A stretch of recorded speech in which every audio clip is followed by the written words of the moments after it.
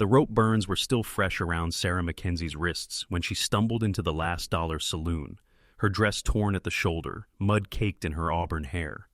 The piano fell silent.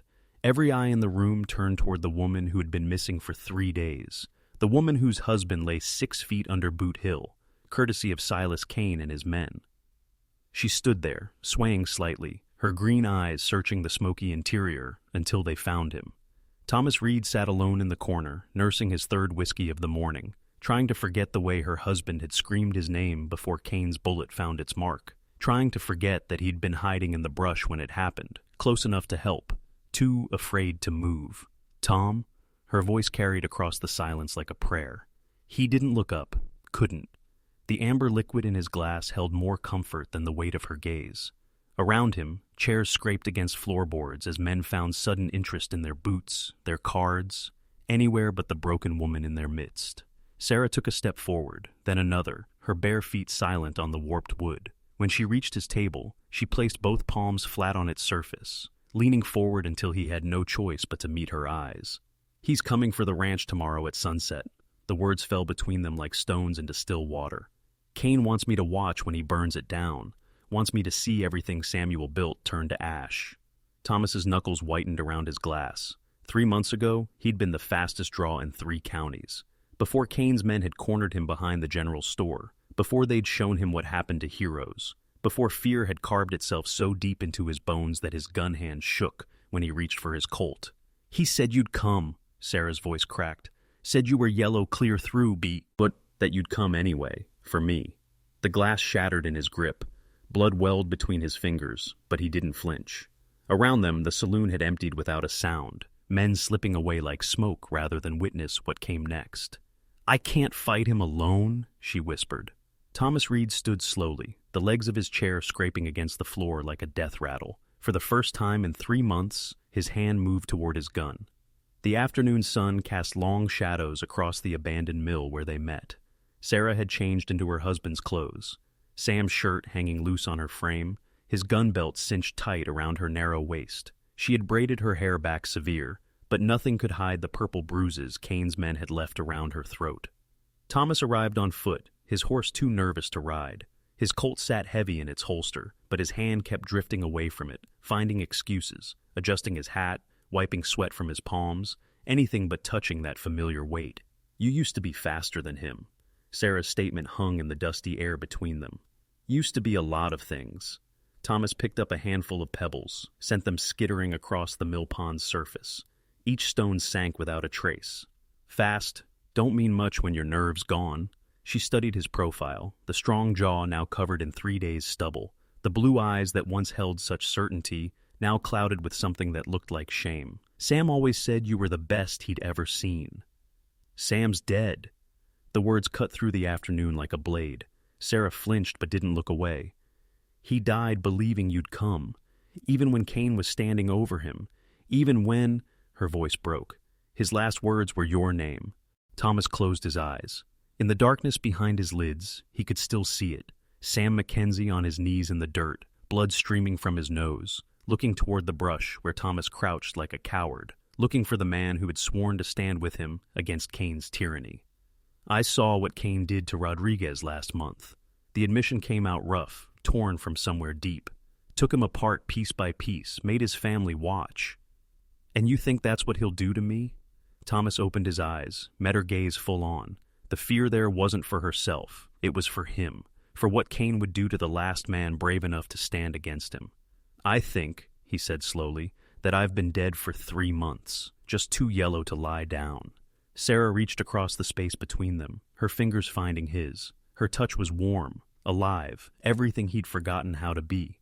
"Then die on your feet." Sunset painted the Mackenzie Ranch in shades of blood and gold. Kane's men had arrived an hour early, 20 riders strong, their horses forming a black semicircle around the small farmhouse. Smoke already rose from the barn, a preview of what was to come.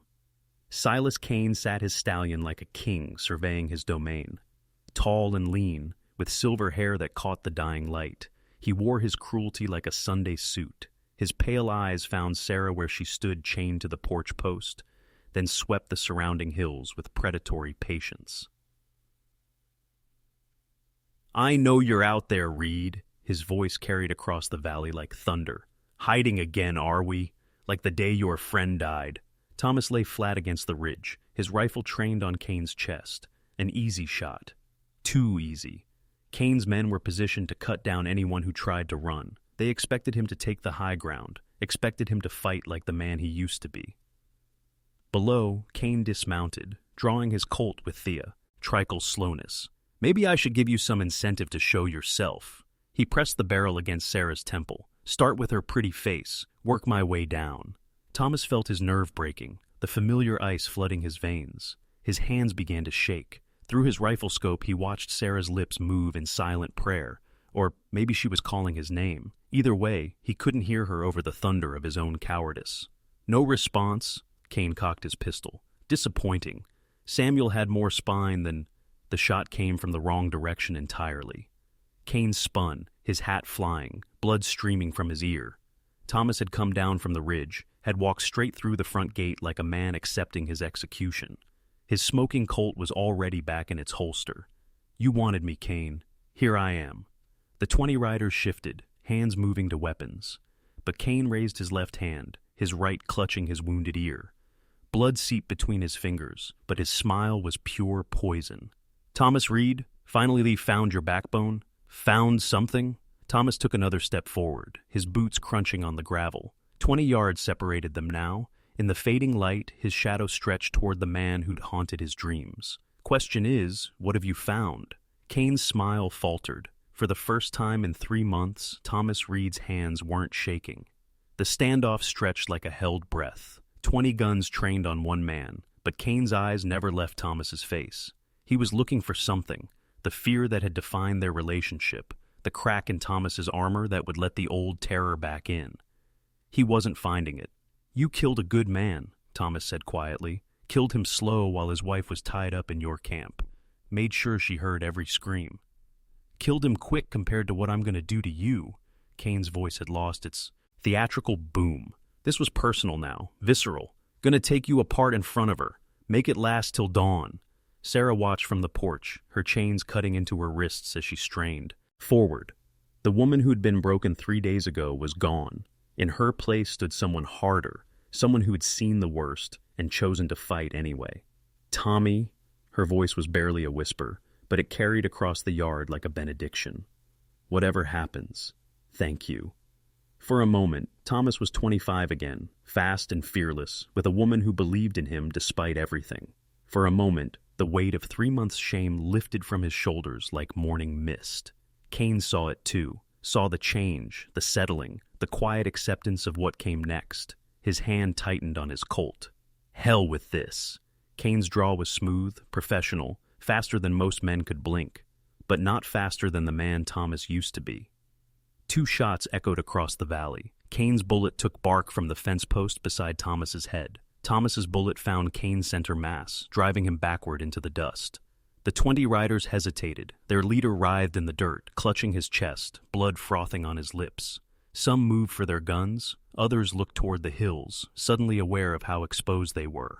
Next man who draws, Thomas called out, his Colt steady in his hand. Answers to me. In the growing darkness, his voice carried the weight of the man he'd been before fear taught him to hide. The riders looked at each other, at their dying leader, at the woman chained to the porch, who no longer looked like a victim. One by one, they holstered their weapons. The riders were gone by midnight, taking their wounded and their shame with them. Kane lay where he had fallen, his pale eyes staring at stars he'd never see again. Thomas had offered to bury him, but Sarah shook her head. Let the coyotes have him, she'd said. Let him feed something decent for once. They sat on the porch steps as dawn broke over the mountains, watching the light paint the valley in shade. This of hope. The barn was gone, but the house stood. The land remained. Sam's grave was unmarked by violence. What now? Sarah asked. She still wore her husband's clothes, but something had changed in the night. The broken woman was gone, replaced by someone who'd looked death in the face and found she could live with what she saw there. Thomas studied his hands in the growing light. Steady hands, for the first time in months. The fear was still there. It always would be, but it no longer owned him. Reckon I'll head north. Montana, maybe. Here they need lawmen up there. Alone? He looked at her then, this woman who'd saved him by asking him to save her, beautiful, strong, carrying her husband's memory like a sacred flame. Sam was a good man, better than me. You loved him. I did. She reached over, took his hand in hers. He's gone, Tom. We're not. The sun crested the peaks, throwing golden light across the valley. Somewhere in the distance, a meadowlark called its liquid song. The world was waking up to a day without Silas Kane's shadow. Thomas squeezed her hand, felt the calluses from 3 days of captivity, the strength that had carried her through hell and back. Montana's a long ride, cold winters. I've been cold before. He stood slowly, extended his hand to her. Sarah took it, let him help her to her feet. They stood together on the porch of the house Sam built, looking out at the land Kane had tried to steal. In the growing light, their shadows fell as one across the threshold.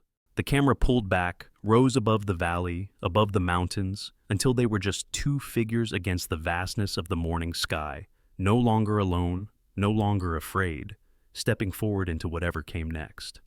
Fade to black.